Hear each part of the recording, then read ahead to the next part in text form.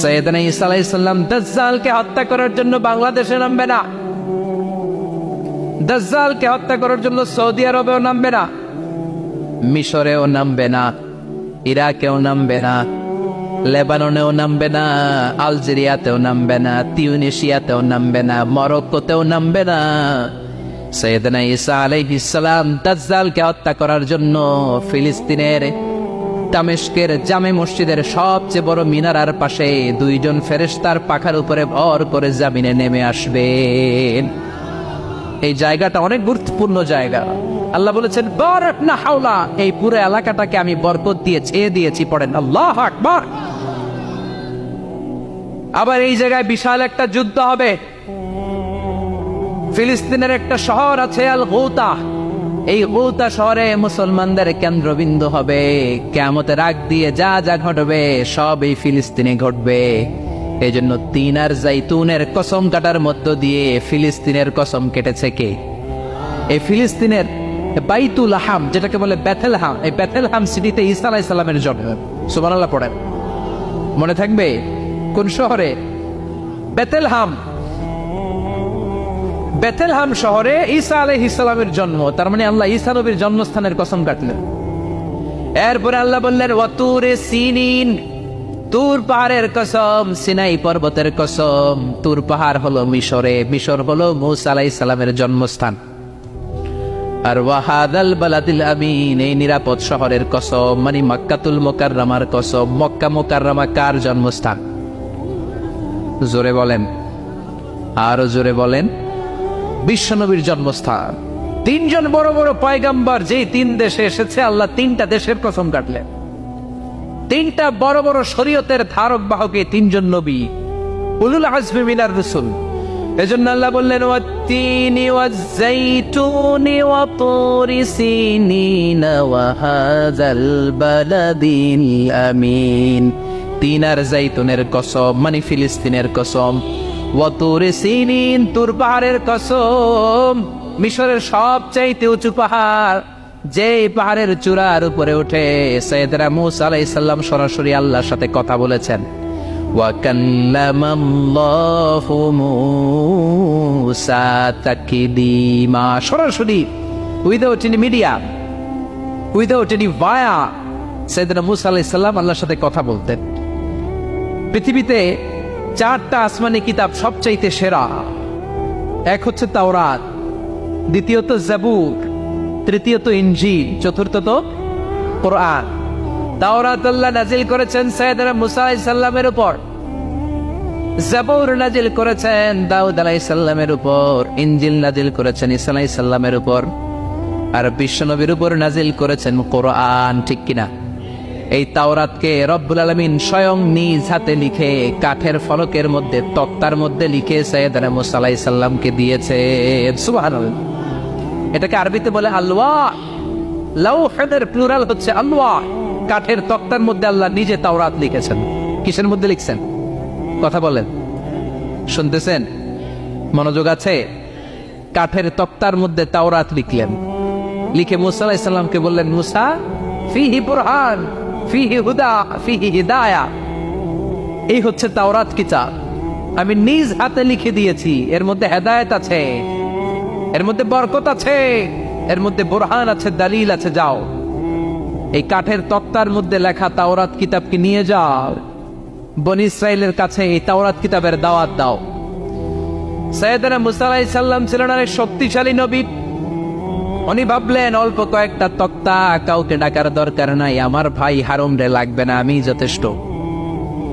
আমার ভাই হারুন রে কষ্ট করে পাহাড়ের উপরে টেনে আনার দরকার নাই, 3-4টা তক্তা আমি নিজেই নিতে পারবো, নিজেই নিতে পারবো মনে করে সাইয়েদনা মূসা আলাইহিস সালাম আল্লাহর লেখা তক্তার উপরে যে তাওরাতের ফলক, এই ফলক ধরে টান দিয়েছে উঠানোর জন্য। আল্লাহ যেহেতু কিতাব দিয়েছে নিয়ে যায়, কিন্তু কি আজীব তামাশা, তক্তা ধরে কাঁধে তুলবে তো দূরের কথা, নাড়াতেই পারে না। সুবহানাল্লাহ, আসতে বলেন। নাড়াতেই পারেন। ওনার এত শক্তি, উনি এক থাপ্পড় মেরে ফেরাউনের বাবুর্চিকে ওই জায়গার মধ্যে দুনিয়া থেকে বিদায় করেছিলেন। এক ধাক্কা মারলে 10 জন 10 হাত দূরে যেয়ে পড়তো। উনি রেগে গেলে ওনার মাথার চুলগুলো টুপি আর পাগড়ি ভেদ করে উপরের দিকে এরকম খাড়া হয়ে দাঁড়িয়ে যেত। স্বয়ং মালাকুল মাউতকে থাপ্পড় মেরে চোখ কানা করে দিয়েছিলেন। এর কারণ মালাকুল মাউত মানুষের সুরাতে আসছিল, আর অনুমতি নেয় নাই। ঘরের মধ্যে ঢুকার আগে অনুমতির দরকার আছে না নাই? কি সুন্দর ইসলাম, হোয়াট এ প্রাইভেসি ইন ইসলাম! কত সুন্দর প্রাইভেসি ইসলাম আমাদেরকে শিখিয়েছে। আপনি ঘরে ঢুকবেন, অনুমতি নিয়ে ঢুকবেন। কার কথা? এক সাহাবী বললেন, নবী আমার ঘরে 2 ঘর। কয়টা? 2টা মাত্র রুম। এক রুমে থাকি আমি, আর এক রুমে থাকে আমার আম্মা জান। যেই আম্মা জানের বুকের দুধ খেয়ে আমি 10 মাস পেটের ভেতরে ছিলাম, 2 বছর বুকের দুধ খেয়ে বড় হলাম। আমার আম্মা জান থাকে এক রুমে, আমি থাকি আর এক রুমে। ও নবী, আমার মায়ের রুমে ঢোকার আগেও কি অনুমতি নেওয়া লাগবে নাকি? বিশ্বনবী বললেন, ও সাহাবা, আতুহিব্বু আন তারাহা উরিয়ানা, do you like to see your father naked? তুমি কি তোমার মাকে নেকেড দেখতে চাও? তুমি কি তোমার মাকে উলঙ্গ দেখতে চাও? সাহাবী বললেন, কাল্লা, কখনোই না। বিশ্বনবী বললেন, ইদান তাস্তাদিন, তোমার মাকে যদি উলঙ্গ দেখতে না চাও, তাহলে অবশ্যই অবশ্যই অবশ্যই তোমার মায়ের ঘরে ঢোকার আগে অনুমতি নিয়ে ঢুকবা। সুবহানাল্লাহ। মায়ের ঘরে ঢোকার আগে অনুমতি নিতে হবে। তাহলে ভাইয়ের ঘরে, বোনের ঘরে, ভাবির ঘরে, হ্যাঁ, ঢুকাই যাবে না। ভাবির ঘরে ঢোকা যাবে? কারো ঘরে ঢোকার আগে অনুমতি নিতে হবে। এটাকে বলে প্রাইভেসি। ইসলামী প্রাইভেসি কি গুরুত্ব দেয়? কারণ আপনি হয়তো এমন একটা সময় চলে যাবেন ঘরের ভিতরে আপনার আম্মা ওই সময় হয়তো হালকা পোশাক পরে, সিম্পল কোনো কাপড় পরে শুয়ে আছে, ঠিক কিনা? ওই পোশাকে সে আপনার সামনে আসতে চায় না। আপনি যখন নক করবেন, আপনি যখন সালাম দিবেন, পারমিশন চাইবেন, সে হয়তো ওনাকে ঢেকে চাদর পরে সুন্দর করে জামাটা পরে তারপরে আপনার সামনে আসবে। চিল্লায় বলেন ঠিক কিনা? এজন্য অনুমতি নিয়ে ঢোকা ফরজ। কারো ঘরে যখন যাবেন, আগে সালাম দিবেন, 3 বার সালাম দিবেন। 3 বার সালাম দেওয়ার পরে যদি উত্তর না পাওয়া যায়, চলে যাবেন। কার কথা? মানতে রাজি আছেন তো? এগুলো মানি না, এই জন্যই ঘরে অশান্তি, ফ্যামিলিতে অশান্তি, চোখের হেফাজত নাই, নজরের হেফাজত নাই। এই নজরের লাগাম যদি টেনে ধরতে পারেন, ফ্যামিলির 50% সমস্যা এমনিই চলে যাবে। চিল্লা এখন ঠিক কিনা?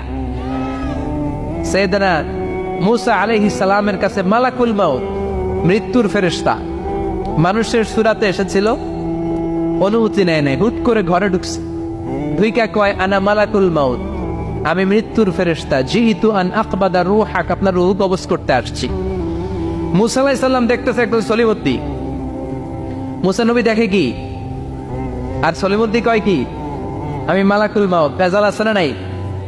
সাইয়েদনা মুসা আলাইহিস সালাম দেখে দিব্যি সাধারণ মানুষ, আর সে বলে আমি তোমার রূহ কবজ করতে এসেছি। মুসা আলাইহিস সালাম রেগে গেলেন। অনেক মেজাজ ওলা নবী ছিলেন। রাগের চোটে 1 থাপ্পড় দিলেন। থাপ্পড় খেয়ে মালাকুল মাউতের 1 চোখ নাই। বুখারীর বর্ণনা, ফাসাক্কাহু ফাফাকু আইনা, থাপ্পড় মারলেন, চোখ শেষ। মালাকুল মাউত বাঁচার জন্য দিলেন দৌড়। এক দৌড়ে আল্লাহর আদেশে আল্লাহর আরশে চলে গেলেন। যে বলে, মাবুদ এমন নবীর কাছে পাঠিয়েছেন, আরসালতানি ইলা আবদিন লা ইউরিদুল মাউত, এমন বান্দার কাছে পাঠিয়েছে, ওই বান্দা মরতে চায় না, খালি মারতে চায়। কি করতে চায়? মরতে চায় না, মারতে চায়। দেখেন কি করছে আল্লাহ। বললেন, ও মালাকুল মাউত, ভুল করছো, সালাম দাও না, অনুমতি নাও না, মানুষের সূরাতে গেছো, আর নবীও সাধারণ নবী না, মেজাজওয়ালা নবী, ঠিক কিনা? চিন্তা করে লাভ নাই, আমি কথা বলবো। সাইয়েদনা মুসাকে আল্লাহ ডেকে বললেন, ও মুসা, তুমি নাকি মরতে চাও না, খালি মারতে চাও। সাইয়েদনা মুসা বলেন, না মাবুদ, আমি তো চিনি নাই, এটা যে মালাকুল মাউত, আমি তো চিনি নাই। চিনলে তো তার গায়ে আমি হাত তোলার সাহস করতাম না। আল্লাহ বললেন, ও মুসা, যাও, দাইয়াদাকা আলা মাতনি সাউর, ওই যে একটা গাভী দেখা যায়, ষাঁড় দেখা যায়, ওই গরুর পিঠের উপরে তোমার ডান হাতটা রেখে দাও। সাইয়েদনা মুসা আলাইহিস সালাম গরুর পিঠের উপরে ডান হাত রাখলেন। আল্লাহ বললেন, মুসা, তোমার ডান হাতের নিচে গরুর যতগুলো পশম, প্রত্যেকটা পশমের বিনিময়ে তোমার 1 বছর করে হায়াত আমি বাড়িয়ে দিলাম।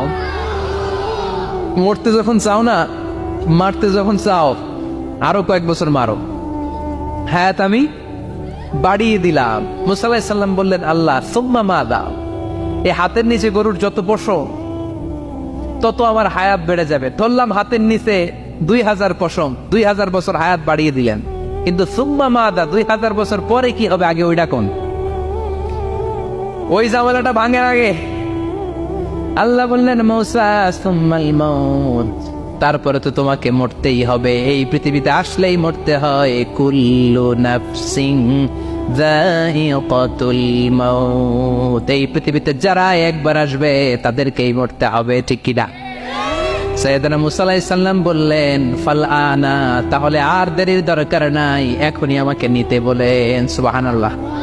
মালাকুল মাউত এসে মূসা আলাইহিস সালামের রূহ কবজ করে ফেললেন।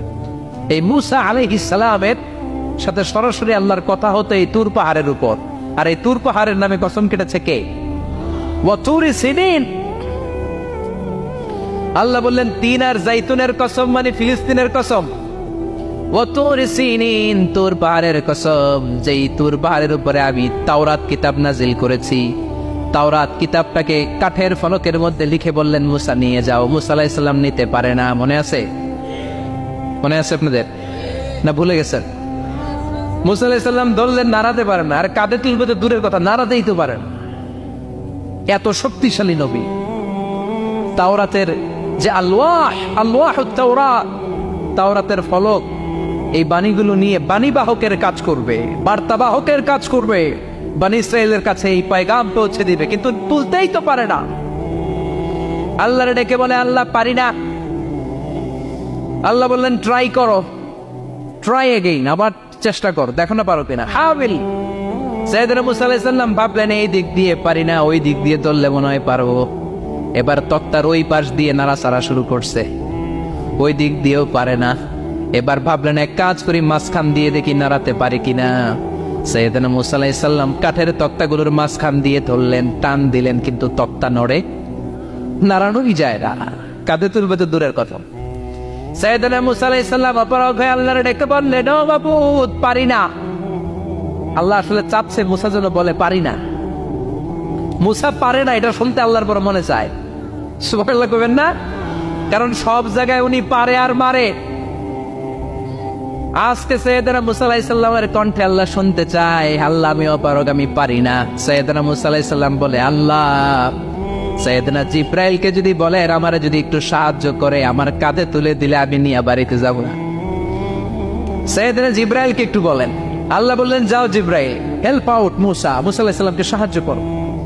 এবার সাইয়েদনা মূসা আলাইহিস সালাম ধরলেন এই দিকে, সাইয়েদনা জিব্রাইল ধরলেন এই দিকে। দুইজন মিলে তাওরাত লেখা কাঠের তক্তাগুলো উঠাতে চাইলেন, কিন্তু কি আজীব তামাশা, সাইয়েদনা জিব্রাইলও পারে না।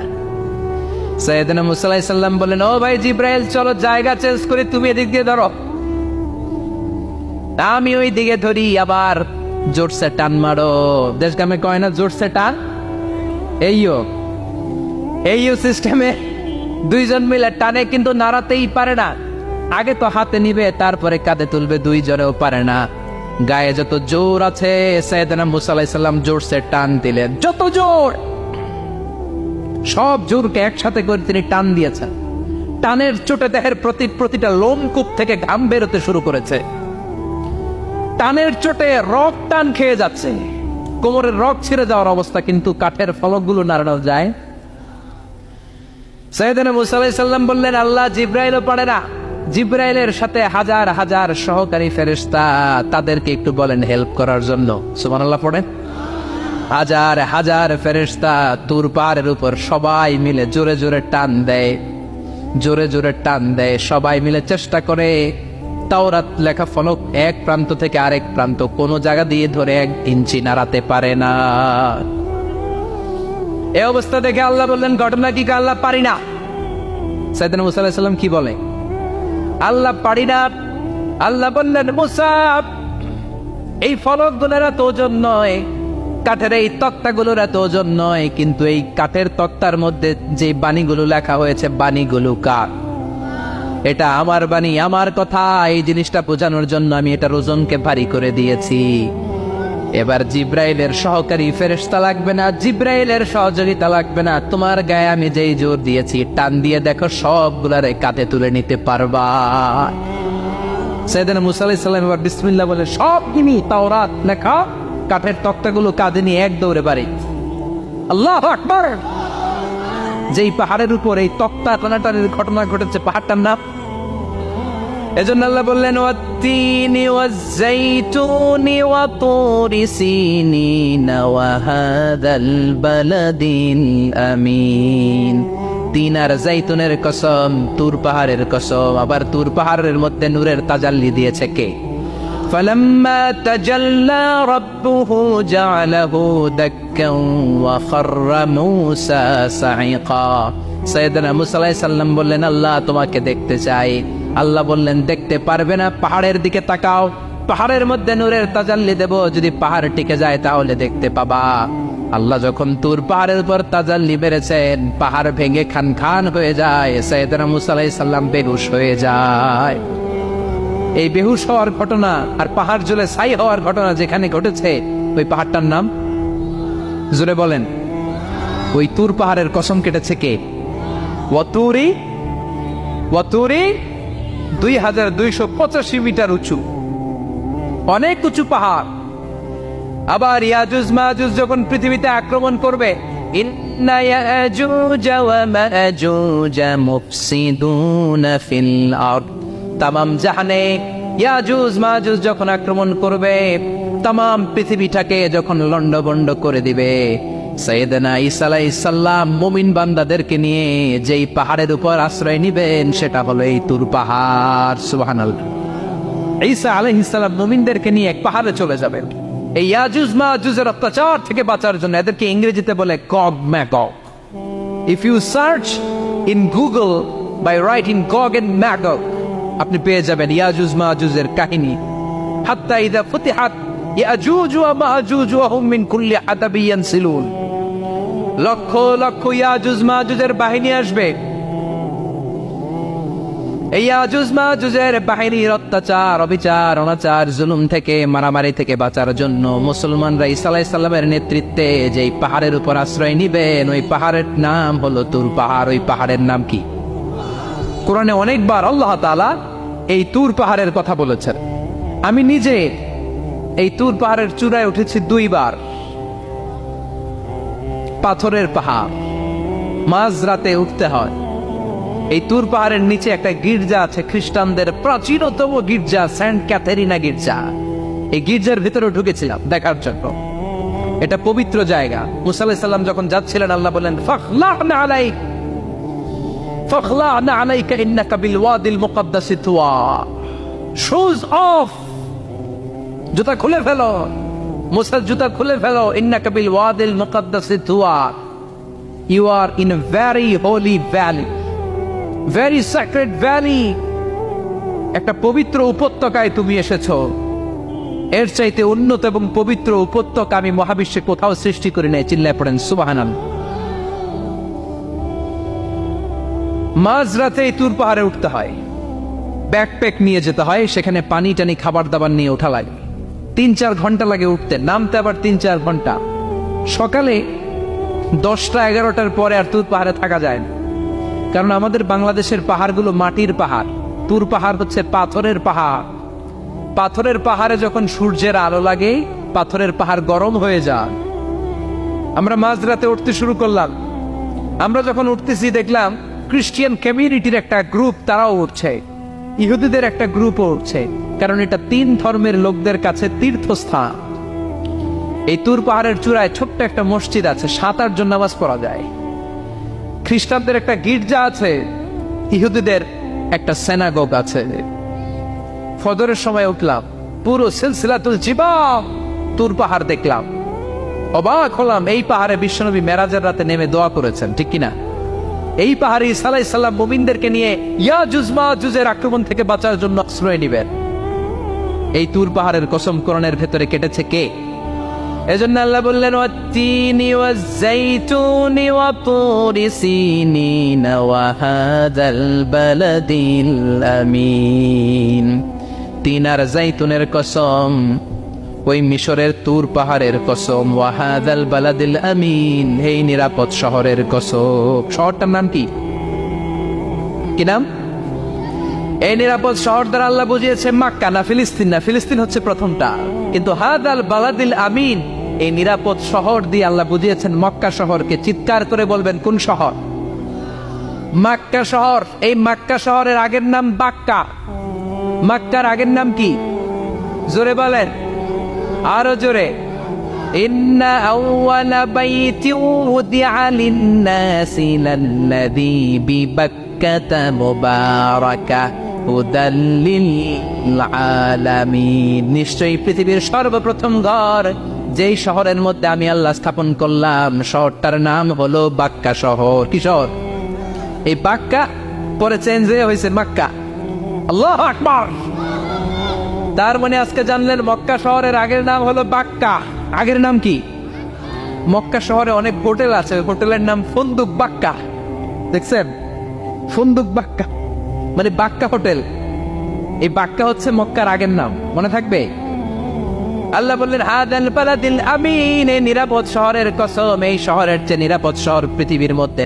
ইউসাউইরুকুম ফিল আরহামি কাইফা ইয়াশা লা ইলাহা ইল্লা হুয়াল আজিজুল হাকিম। তিনি হলেন এমন সত্তা যিনি মায়ের পেটে থাকা অবস্থায় তোমাদের চেহারার ডিজাইন করে দিয়েছে। চিল্লায়া বলেন সুবহানাল্লাহ। তাহলে চারটা কসম কেটে আল্লাহ যে দামি কথাটা বললেন, লাকাদ খালাকনাল ইনসানা ফি আহসানি তাকওয়িম, সুন্দর আকৃতিতে তৈরি করেছি। এজন্য সুন্দর চেহারাটা নিয়ে যখন আয়নার সামনে দাঁড়াবেন, তখন আপনি আয়নার দোয়া পড়বেন আল্লাহুম্মা হাসসানতা খালকি ফাহসিন খুলুকি। বিশ্বনবীর চেহারা সুন্দর বেশি না কম? জোরে বলেন। চাঁদের চেয়ে সুন্দর তুমি নবী আমার কামলিওয়ালা, চাঁদের চেয়ে সুন্দর তুমি নবী আমার কামলিওয়ালা। দু জাহানের বাদশাহ তুমি প্যারা নবী সাল্লে আলা, দু জাহানের বাদশাহ তুমি প্যারা নবী সাল্লে আলা। চাঁদের চেয়ে সুন্দর তুমি নবী আমার কামলিওয়ালা। সুবহানাল্লাহ। বিশ্বনবীর চেহারাটা বড় সুন্দর ছিল। এত সুন্দর চেহারার মানুষ পৃথিবীতে দ্বিতীয়টা নাই। ওই চেহারা নিয়ে বিশ্বনবী আয়নার সামনে যখন দাঁড়াতেন, উনি বলতেন আল্লাহুম্মা হাসসানতা খালকি ফাহসিন খুলুকি। এর মানে হলো, আল্লাহ আমার চেহারাটা আপনি যেমন সুন্দর করেছেন, আমার চরিত্রটাও সুন্দর করে দিয়ে। This is the attitude. এটাকে বলা হয় attitude. What a marvellous amazing attitude he belongs. বিশ্বনবীর কি সুন্দর অ্যাটিটিউড ছিল। সুন্দর চেহারা নিয়ে আয়নার সামনে দাঁড়িয়ে তিনি বলতেন, আল্লাহ আমার চেহারাটা যেমনি সুন্দর করেছো, আমার চরিত্রটাকেও সুন্দর করে দাও। আমার বাহিরটা যেমন সুন্দর, আল্লাহ আমার ভেতরটারেও সুন্দর করে দিও। পড়েন আমিন। এই আয়নার দোয়া পারেন তো? আয়নার সামনে দাঁড়ায় এই দোয়া পড়েন তো? নাকি বলেন আয়না বসাইয়া দিও কলবের ভিতর? এগুলো বলবেন? পড়েন আল্লাহুম্মা হাসসানতা খালকি ফাহসিন খুলুকি, আল্লাহুম্মা হাসসানতা খালকি ফাহসিন খুলুকি। হে আল্লাহ, সবাই বলেন হে আল্লাহ, তুমি আমার চেহারাটা সুন্দর করেছো, তুমি আমার চরিত্রটাও সুন্দর করে দিও। আমিন। আর জোরে পড়েন আমিন। এই জন্য নিজে যখন আয়নার সামনে দাঁড়াবেন এটা বলবেন, আপনার স্ত্রী যখন আয়নার সামনে দাঁড়ায় তখন এইটা বলবেন, আপনার বাচ্চা যখন আয়নার সামনে দাঁড়ায় তখন এই দোয়া পড়বেন। রাজি আছেন তো? আয়নার সামনে দাঁড়িয়ে আমরা বলবো হাসসানতা খালকি, আল্লাহ তুমি আমার চেহারাটা সুন্দর করেছো। আমরা সবাই সুন্দর, আমরা সবাই সুন্দর। যার কালার কালো, কালো চামড়ার লোক, তার মধ্যে একটা সৌন্দর্য আছে না নাই? আল্লাহ বললেন এই কালো আর ধলো এগুলো তো বাইরে। ওয়াখতিলাফু আলওয়ানিকুম ওয়া আলসিনাতিকুম, তোমাদের গায়ের রঙের ভিন্নতা, ভাষার ভিন্নতা, এগুলো আল্লাহর মিরাকেল। একজন সাদা, একজন কালো, একজন ধূসর বর্ণের, এক একজনের চেহারার সাথে আরেকজনের চেহারার মিল নাই। সুবহানাল্লাহ। এটাই সৌন্দর্য। এজন্য আল্লাহ বললেন লাকাদ খালাকনাল ইনসানা ফি আহসানি তাকওয়িম, আমি গোটা মানব জাতিকে চমৎকার একটা স্টাইল দিয়ে তৈরি করেছি। এই স্টাইলের সাথে পৃথিবীর কোনো প্রাণীর কোনো মিল থাকে না। সুবহানাল্লাহ। কি অসাধারণ আমাদের কাঠামো। আপনি যদি হিউম্যান ব্রেইন নিয়ে চিন্তা করেন, আমাদের ব্রেইনের ক্যাপাসিটি কিন্তু অনেক বেশি। এই পৃথিবীতে সবচেয়ে পাওয়ারফুল যে কম্পিউটার আবিষ্কার করা হয়েছে এটার নাম ক্রে-1 super computer. United States of আমেরিকাতে যারা মিলিটারি বেসে জব করে তাদের ম্যাথমেটিক্যাল ইকুয়েশন ড্র করার জন্য, সলিউশন করার জন্য এই ক্রে-1 সুপার কম্পিউটার তারা ইউজ করে। বিজ্ঞানীরা হিউম্যান ব্রেইনের ক্যাপাসিটির সাথে ওই ক্রে-1 সুপার কম্পিউটারের তুলনা করেছে। তারা তুলনা করে দেখেছে ক্রে-1 সুপার কম্পিউটারের চেয়েও আমাদের ব্রেইন শতগুণ বেশি শক্তিশালী। আমাদের হেয়ারিং সিস্টেম নিয়ে যদি আপনি গবেষণা করেন অবাক হয়ে যান। এই যে কানের মধ্যে এখানে পেঁচানো দেখা যায়, এটা কি আল্লাহ এমনি এমনি দিছে? মা খালাকতা হাদা বাতিলা, এমনি এমনি আল্লাহ কিচ্ছু দেয় নাই। এই পেঁচানো ডিজাইন না থাকলে আপনি শুনতে পেতেন না। আপনার কান দুইটা যদি কেটে কান কাটা রমজান করে দেয়, আপনি কোনো আওয়াজ শুনতে পাবেন না। এই কানের ডিজাইন গুলো, এই আঁকাবাঁকা পথগুলো আল্লাহ তাআলা দিয়েছে ইথারে ভেসে আসা সাউন্ড গুলোকে ইলেকট্রিক্যাল সিগন্যালের মাধ্যমে ভেতরে ঢুকানোর জন্য। কানের তিনটা পার্ট থাকে, একটা হচ্ছে আউটার এয়ার, একটা হচ্ছে মিডল এয়ার, তারপরে হচ্ছে ইনার এয়ার, মাঝখানে এয়ার ড্রাম থাকে। এই আউটার এয়ার থেকে, মিডল এয়ার থেকে তারপরে ইনার এয়ারে ইলেকট্রিক্যাল সিগন্যাল দিয়ে বাতাসে ভেসে আসা এই সাউন্ডের ওয়েভগুলো, এই তরঙ্গগুলোকে ইলেকট্রিক্যাল সিগন্যাল দিয়ে ট্রান্সমিট করে ব্রেইনের হেয়ারিং নার্ভের কাছে পাঠিয়ে দেয়। এই সূক্ষ্ম কাজগুলো হতে আসলে অনেক সময় লাগে, কিন্তু 1 সেকেন্ডের মধ্যে আমি বলছি আর আপনারা সেকেন্ডে শুনছেন। চিল্লা এখন সুবহানাল্লাহ। আবার কান যেখানে রাখা দরকার আল্লাহ ওইখানে রাখলেন, চোখ দুইটা যেখানে দেয়া দরকার ওইখানে দিলেন, নাক যেখানে দেয়া দরকার ওইখানে, মুখ যেখানে দেয়া দরকার। এর চেয়ে সুন্দর করে কি আর তৈরি করা যেত? নাক এইখানে না রেখে অন্য জায়গায় সেট করলে কি বেশি সুবিধা হতো? নাক যদি পেছনে থাকতো, খাওয়ার সময় খাবারটা বাসি না ভালো এটা ঘ্রাণ নেয়ার জন্য সব সময় খাবার পেছনে নিয়ে ধরা লাগতো, ঠিক কিনা? তার মানে নাক এই জায়গায় রাখাতে সুবিধা হয়েছে না? সুবহানাল্লাহ কইবেন না? কি সুন্দর মুখটা দিলেন, হ্যাঁ, কি সুন্দর চোখ দিলেন। এই কান দিয়ে আমরা শুনি, দেখেন কানের সেটিংটা কত সুন্দর। ধরেন ফর এন এক্সাম্পল, উদাহরণস্বরূপ এই কানটা আল্লাহ এইখানে না রেখে এই কান যদি আপনার এই বাম বগলের ভিতরে দিত, আর এই কান যদি আপনার এই বগলের নিচে দিত, তাহলে আজকে মিজানুর রহমান আজহারের ওয়াজ শোনার জন্য সবার এইভাবে বসে থাকা লাগতো 1.5 ঘন্টা। কারণ এইভাবে এখন যেভাবে আছেন এইভাবে বসে থাকলে তো কান চাপা পড়ে যেত, কথা একটাও শোনা যেত না। সুবহানাল্লাহ কইবেন না? চোখের সেটিংটা কত সুন্দর। চোখ এইখানে না রেখে যদি মাত্র 2 ইঞ্চি উপরে এইখানে দিত, সেজদা দিতে পারতেন। শীতকালে যে ফুটবল খেলেন, হেড দিতে পারতেন। হেড দিতে গেলে বল চোখের মধ্যে লাগা, চোখ শেষ। সুবহানাল্লাহ পড়েন। কি অসাধারণ অবকাঠামো! এই হিউম্যান অ্যানাটমি নিয়ে গবেষণা করলে মানুষ অবাক হয়ে যায়। দেহের ভেতরে কি সমস্ত যন্ত্রপাতি দিলেন, কিডনি দিলেন, গল ব্লাডার দিলেন, হার্ট দিলেন, লাং দিলেন। যেখানে যে অঙ্গটা রেখে দেওয়া দরকার ঠিক সেইভাবে মায়ের পেটে থাকতেই আমাদের ডিজাইন দিয়েছে কে? এতগুলো ডিজাইনের মালিক কে? 600 কোটি মানুষ যদি পৃথিবীতে থেকে থাকে তাহলে 600 কোটি ডিজাইন লাগছে না ওনার? আরো কয়শো কোটি আসবে আমরা জানি। কয়শো কোটি ডিজাইন চলে গেছে জানি। একটা ডিজাইনের সাথে আরেকটা ডিজাইনের মিল আছে? চিৎকার করে বলেন এই কারিগরটা কে? এজন্য আল্লাহ বলেন 4টা জিনিসের কসম কেটে তোমাদেরকে আমি যেটা বলবো শোনো। লাকাদ খালাকনাল ইনসানা ফি আহসানি তাকওয়িম। আমি মানুষের আকৃতিটা, মানুষের চেহারাটা বড্ড সুন্দর করে তৈরি করেছি। এত সুন্দর করে আল্লাহ তৈরি করেছেন, এর কোনো বাতিল নাই, কোনো বিকল্প নাই। চোখ যেমন হওয়া দরকার ঠিক তেমন। এই চোখ নিয়ে কত গবেষণা হয়েছে শুনলে অবাক হয়ে যাবেন। মাত্র 2 মিলিমিটার ডাইমেনশনের ছোট্ট আমাদের চোখ। এই চোখ দিয়ে আমরা অনেক কিছু দেখি। কাছের জিনিস জেনে দেখি, দূরের জিনিসও দেখি। দূরের চাঁদ দেখি, দূরের সূর্য দেখি, দূরের মেঘমালা দেখি, ওই বিমানটাকে দেখি, আবার কাছের ছোট্ট মানুষটাকেও দেখি, ঠিক কিনা? এটার ভেতরে আল্লাহ অনেক পাওয়ারফুল মেগাপিক্সেল দিয়েছেন।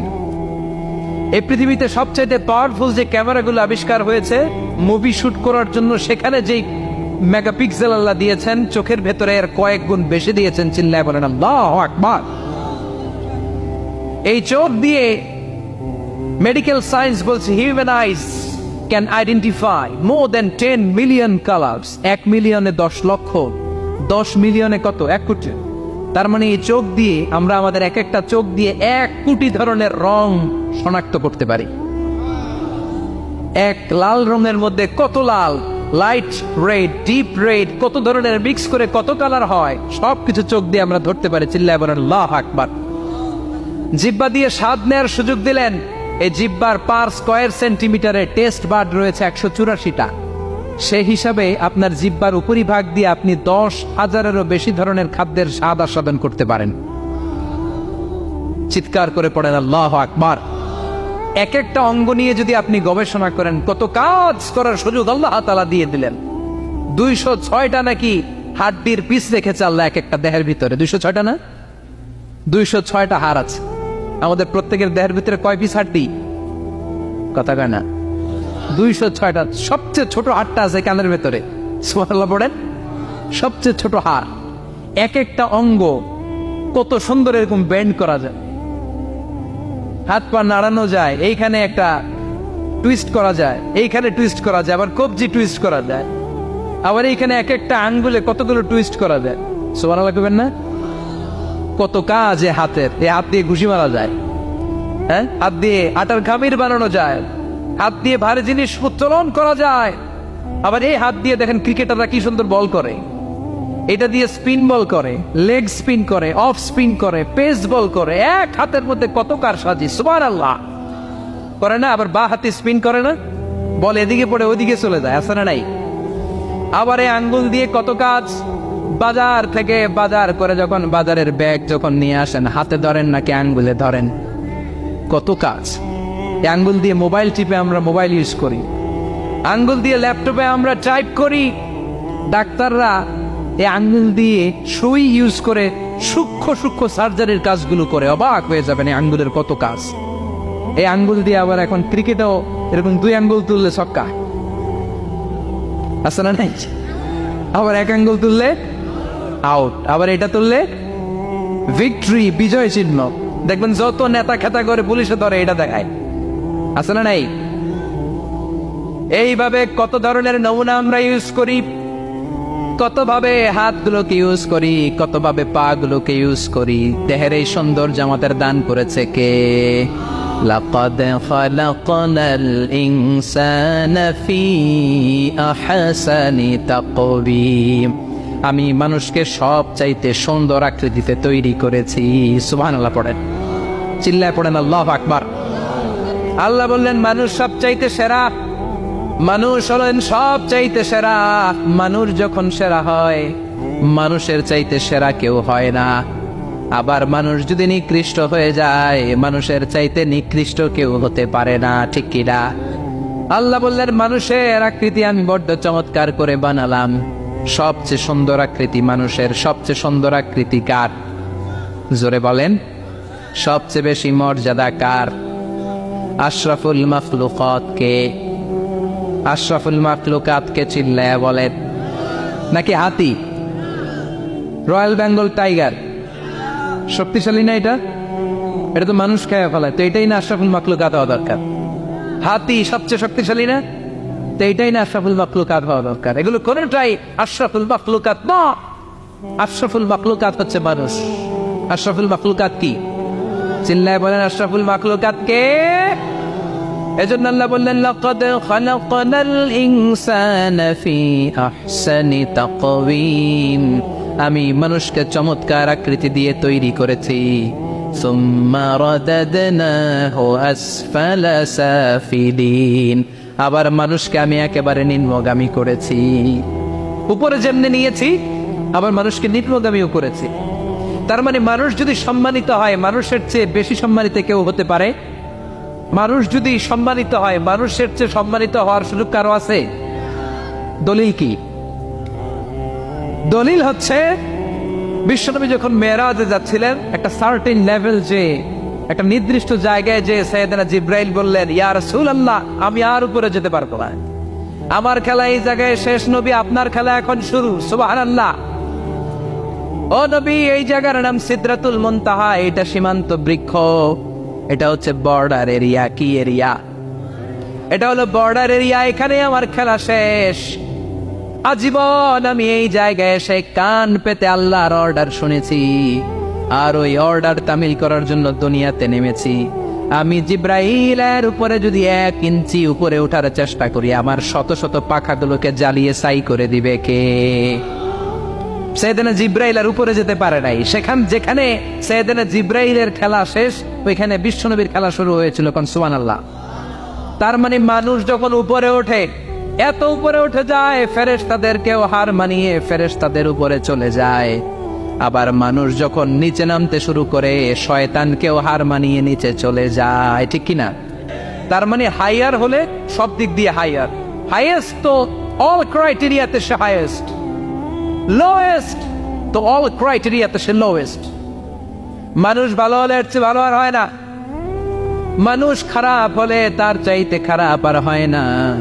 এজন্য আল্লাহ বললেন, সুম্মা রাদাদনাহু আসফালা সাফিলিন। মানুষকে যেমনি আমি সুন্দর আকৃতি দিয়ে তৈরি করেছি, আবার ওই মানুষকে আমি আল্লাহ নিম্নগামী করেছি। যেটা উপরে ওঠে ওইটা আবার নিচেও নামা লাগে, ঠিক কিনা? নিরাশ হবেন না, হতাশ হবেন না, হাল ছাড়বেন না, ভরসা রাখুন কার উপর?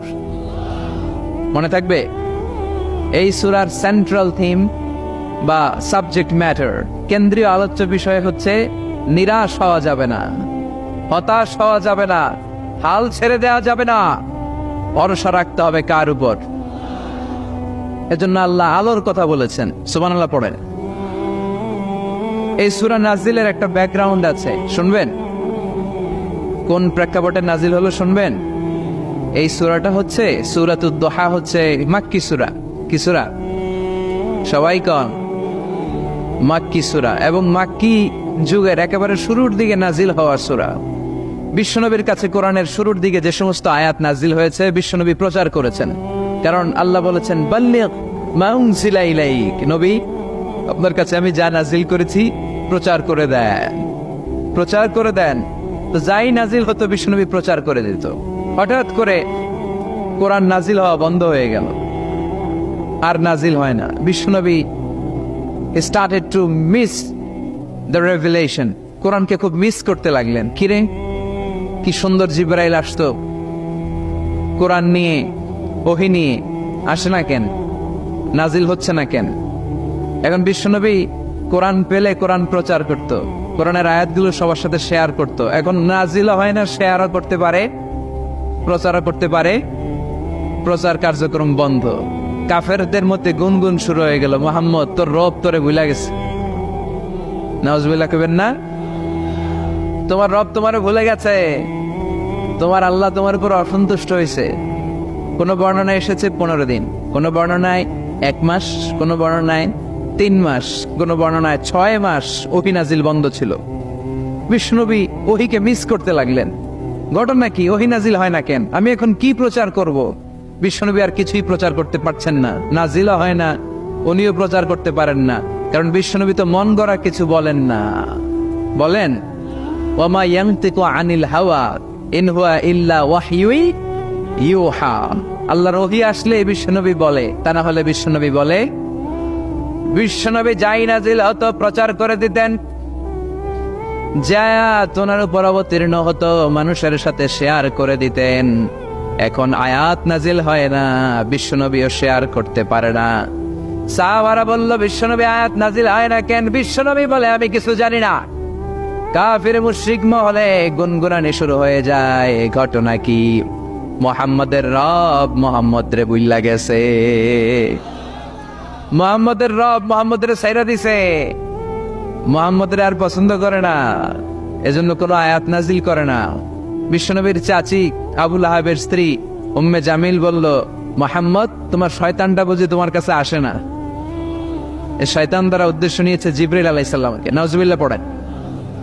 এবার বিশ্বনবী টেনশনে পড়ে গেলেন। ঘটনা কি রে? কি ভুল আমার হয়? কি অন্যায় আমি করলাম?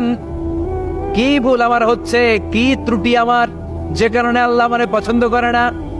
3 মাস 6 মাস হয়ে যায়, আকাশ থেকে কোনো ওহী নাজিল হয় না।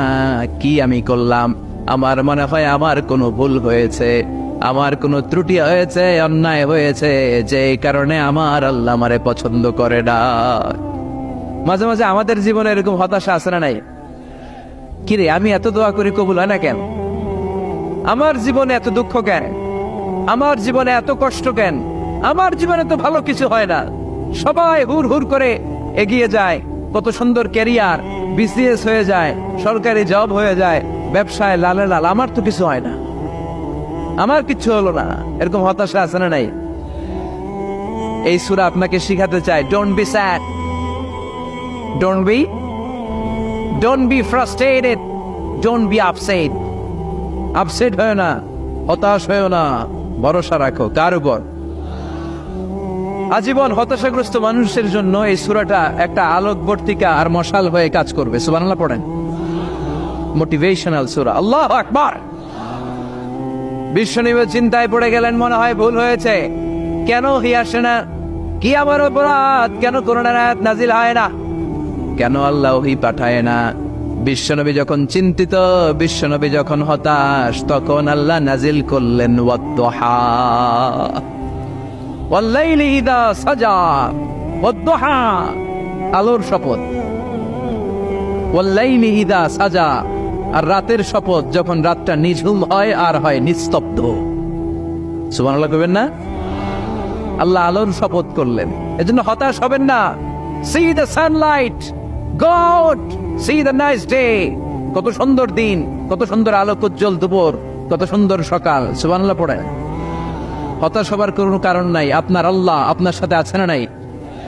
আপনি আপনারা যত ভালোবাসেন তার চেয়ে আপনারা বেশি ভালোবাসে কে? আপনার বাবা মা আপনারা যত মায়া করে তার চেয়ে আপনারা বেশি মায়া করে কে?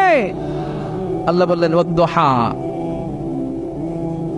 সকালবেলার সূর্য কিরণের শপথ, ওয়াল-লাইলি ইযা সাজা, আর রাত্রির শপথ, রাত্রিটা যখন নিঝুম হয় আর নিস্তব্ধ হয়। সুবহানাল্লাহ পড়ে। তাহলে আল্লাহ আলো আর অন্ধকারের শপথ বা কসম কাটলেন, ঠিক কিনা? আলো দ্বারা আল্লাহ তাআলা ওহীর আগমনকে বুঝিয়েছেন, আর অন্ধকার দ্বারা ওহীর অনুপস্থিতি বুঝিয়েছেন। সুবহানাল্লাহ। আল্লাহ বুঝাতে চাইলেন, নবী আমি আপনার উপর রাগ করি নাই, আমি আপনারে বলে যাই নাই যেমনটা কাফির মুশরিকের বাচ্চারা বলে,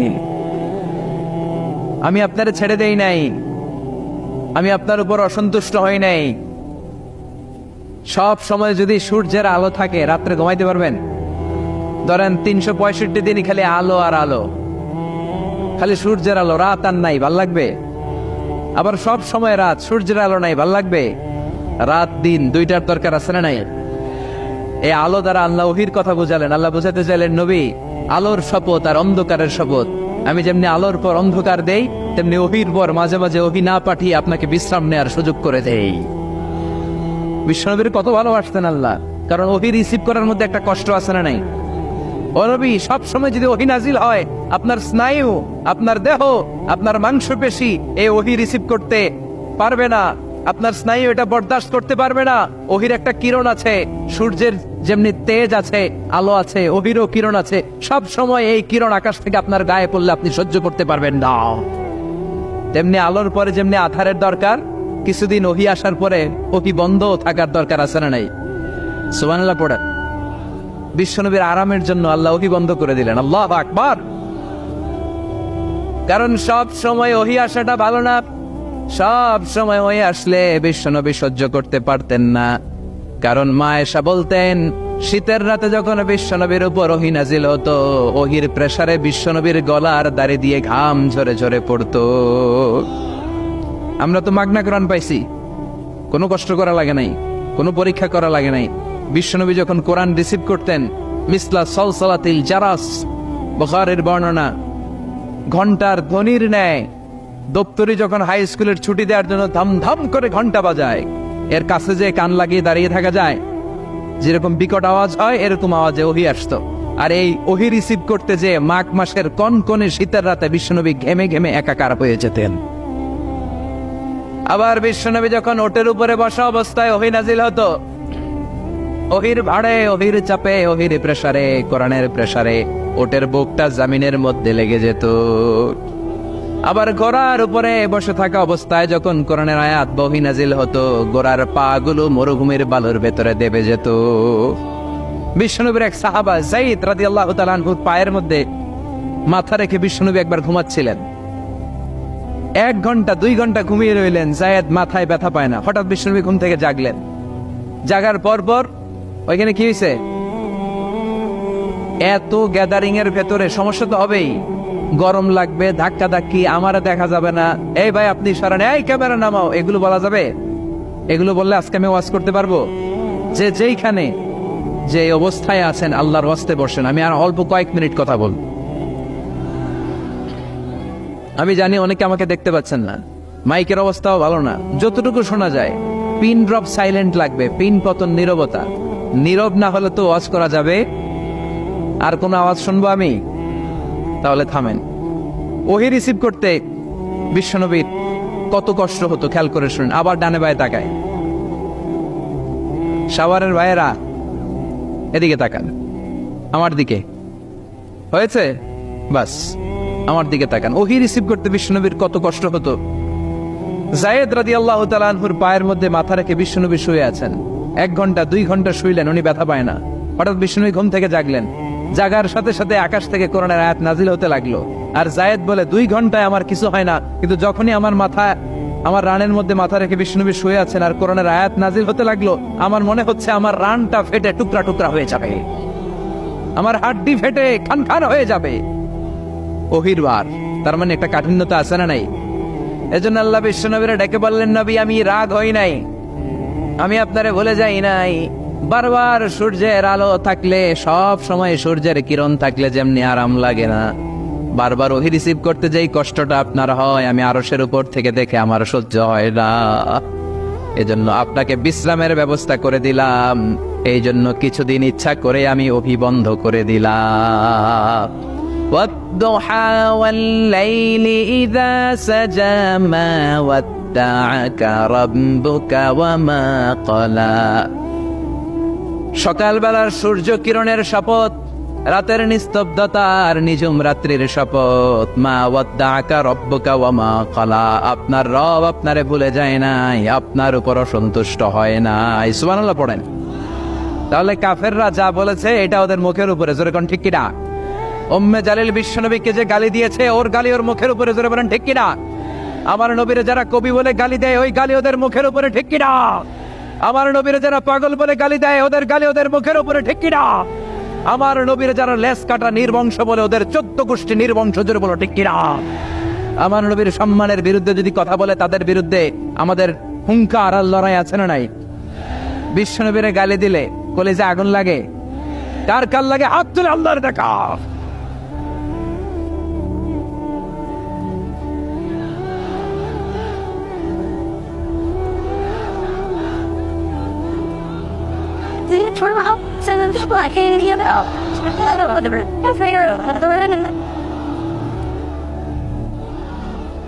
বিশ্বনবীর সম্মান, এটার কোনো তুলনা হয়? বিশ্বনবীর লাইফ নিয়ে কথা বলা অসাধারণ এক লাইফ, ওনার বায়োগ্রাফি, এটা অসম্ভব। এটা তলাবিহীন সাগরের মতো। বিশ্বনবীর গিয়ে যদি কথা বলতে শুরু করে, এটা অনেকটা তলাবিহীন সাগরের মতো। এটা সাগর কিন্তু কি নাই, কথা কয় না, কি নাই? বিয়ন্ডলেস, বাউন্ডলেস, বটমলেস, ঠিক কিনা? As a father, as a husband, as a teacher, as a lawgiver, as a lawmaker, as a reformer of the society, as a messenger, as a commander, Muhammad is the superman of the world. গোটা বিশ্বের জন্য তিনি Superman হয়ে এসেছে। এজন্য আমার নবীরা যারা গালি দেয়, এগুলো পিতৃ পরিচয়হীন জারদ সন্তান। বিশ্বনবীর সম্মান নিয়ে উল্টাপাল্টা করলে এটা সহ্য করা হবে না, জোরে কোন ঠিক কিনা? তুমি আমারে গালি দাও, আমি মেনে নিব। আমার বাপারে গালি দাও, মেনে নিব। আমার দলের গালি দিবি, মেনে নিব। কিন্তু আমার নবীরে গালি দিলে খবর আছে না নাই? আমার নবীর দিকে, আমার নবীর সম্মানের দিকে বা হাত তুললে ওই বা হাত কেমন করে ভেঙে দিতে হয় সেটাও আমাদের জানা আছে, জোরে কোন ঠিক কিনা? বিশ্বনবীর সম্মান, ইটস অ্যান আনপ্যারালাল ইস্যু। এই ইস্যুতে হেফাজত নাই, এই ইস্যুতে জামাত নাই, এই ইস্যুতে চরমনাই নাই, এই ইস্যুতে সরসিনা নাই, এই ইস্যুতে তাবলীগ নাই, আওয়ামী লীগ নাই, জামাত নাই। 17 কোটি মানুষ এক প্ল্যাটফর্মে দাঁড়িয়ে যায়, চিল্লায় বলেন ঠিক কিনা? কারণ এই নবীর সুপারিশ ছাড়া আমি আপনি জান্নাতে যেতে পারবো না, জোরে কোন ঠিক কিনা? এজন্য নবীর ভালোবাসা, নবীর প্রতি মাহাব্বত অন্তরে থাকার দরকার আছে না নাই? আল্লাহকে যে পাইতে চায় হযরতকে ভালোবেসে, আরশ কুরসি লৌহ কালাম না চাইতে পেয়েছে সে। হযরতকে ভালোবেসে, আরশ কুরসি লৌহ কালাম না চাইতে পেয়েছে সে। ঠিক কিনা? বিশ্বনবীর ভালোবাসলে গোটা বিশ্ব তার পায়ের সামনে এসে চুমু খাবে। আমরা এই নবীর ভালোবাসা চাই, আমরা এই নবীর শাফাত চাই, আমরা এই নবীর নেতৃত্বে জান্নাতে ঢুকতে চাই। এজন্য আল্লাহ বললেন, নবী মা ওয়াদ্দাআকা রাব্বুকা ওয়া মা ক্বালা, ভয় নাই, চিন্তা নাই, হতাশ হবেন না, নিরাশ হবেন না, আমার উপর ভরসা রাখেন। আপনার আল্লাহ আপনারে ভুলে যায় নাই, আপনার আল্লাহ আপনার উপর সন্তুষ্ট হয় নাই। ও নবী, আপনি জেনে রাখেন, লাল আখিরাতু খায়রুল লাকা মিনাল উলা। দুনিয়ার বুকে অনেকে আপনারে গালি দিবে, দুনিয়ার বুকে আপনার অনেক বিপদ আসবে। দুনিয়াটা আসল নয়, আসল হলো আখিরাত। ওয়ালাল আখিরাতু খায়রুল লাকা মিনাল উলা। ও নবী, আখিরাত এই দুনিয়ার চেয়ে আপনার জন্য শ্রেষ্ঠ। আরেক আয়াতে বললেন শ্রেষ্ঠ এবং স্থায়ী। বাল তুনসিরুনাল হায়াতাদ দুনিয়া ওয়াল আখিরাতু খায়রুন ওয়া আবকা। সুবহানাল্লাহ। ও নবী, এই দুনিয়া স্থায়ী না, এই দুনিয়া শ্রেষ্ঠ নয়, শ্রেষ্ঠ আর স্থায়ী জায়গা হলো জান্নাত। এজন্য দুনিয়ার জন্য পাগল হওয়া যাবে না, মুমিন পাগল হয় আখিরাতের জন্য। এই দুনিয়াতে আজীবন থাকতে আসি নাই, আজীবন থাকবেন? কথা কন। এজন্য এতজনের ভয় পেয়ে লাভ কি? ভয় পাবো আমরা একজনের, চিল্লায় বলেন তিনি কে? যাদের হৃদয়ে আছে আল্লাহর ভয়, তারা কবু পথ ভুলে যায় না। আল্লাহর প্রেম ছাড়া এই দুনিয়ায় কারো কাছে কোনো কিছু চায় না। রাতের আধারে যারা সেজদাতে রায়, দু চোখের শ্রুতে নদী যেন বয়। ছলনার হাতছানি যতই আসুক, পেছনে ফিরেও সে তাকায় না। যাদের হৃদয়ে আছে আল্লাহর ভয়, তারা কবু পথ ভুলে যায় না। আল্লাহর প্রেম ছাড়া এই দুনিয়ায় কারো কাছে কোনো কিছু চায় না, কারো কাছে কোনো কিছু চায় না। ঠিক কিনা? মুমিনের ভয় একজনের প্রতি, চিল্লায় বলেন তিনি কে? আল্লাহ বললেন, ওয়ালাল আখিরাতু খায়রুল লাকা মিনাল উলা। ও নবী, দুনিয়াতে এত ভয় পেয়ে কোনো লাভ নাই। বিড়ালের মতো 1000 বছর না বেঁচে সিংহের মতো একটা গর্জন দিয়ে মরার দাম অনেক বেশি। ওয়ালাল আখিরাতু খায়রুল লাকা মিনাল উলা। এই দুনিয়ার জীবনের চেয়ে নবী আখিরাতের দাম অনেক বেশি।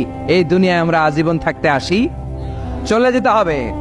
এরপরে বিশ্বনবীকে আল্লাহ সান্ত্বনা দিচ্ছেন, নবী আপনি হতাশ হবেন না, নিরাশ হবেন না, ভরসা রাখেন। ওয়ালা সাউফা ইউতিকা রাব্বুকা ফাতারদা। আপনার প্রভু অচিরেই আপনাকে এমন এমন জিনিস দান করবে, এই জিনিসগুলো পেয়ে আপনি খুশি হয়ে যাবে। কি সুন্দর ওয়াদা। ও নবী, আপনি হতাশ হবেন না, আপনি টেনশন নিয়েন না, আমি তো আছি। সুবহানাল্লাহ পড়েন। কে বলে? জোরে বলেন, কে বলে? বিশ্বনবীরে বললেন, ওয়ালা সাউফা ইউতিকা রাব্বুকা ফাতারদা। আপনার রব অচিরে এমন কিছু আপনারে দিবে, আপনি খুশি হয়ে যাবেন। And verily indeed your Lord will give you something that will make you happy. সুবহানাল্লাহ বলেন। অচিরেই আপনার রব আপনারে এমন এমন কিছু দিবে, এগুলো পেয়ে আপনি খুশি হয়ে যাবেন। নবীরে খুশি করাই আল্লাহর কাজ। এজন্য বিশ্বনবীর উপাধি দিয়েছেন আল্লাহ হাবিব। বিশ্বনবীকে আল্লাহ কি ডেকেছেন? আর ইব্রাহিম আলাইহিস সালামকে ডেকেছেন খালিল, মানেও বন্ধু, হাবিব মানেও বন্ধু। খালিল মানে এমন বন্ধু যে বন্ধু আল্লাহরে খুশি করার জন্য কাজ করে, আর হাবিব মানে এমন বন্ধু যেই বন্ধুরে খুশি রাখার জন্য আল্লাহ নিজেই কাজ করে। এজন্য আল্লাহ বললেন, নবী ওয়ালা সাউফা ইউতিকা রাব্বুকা ফাতারদা। আপনার রব চিরাই এমন এমন জিনিস আপনারে দান করবে, এগুলো পেয়ে আপনি খুশি হয়ে যাবেন।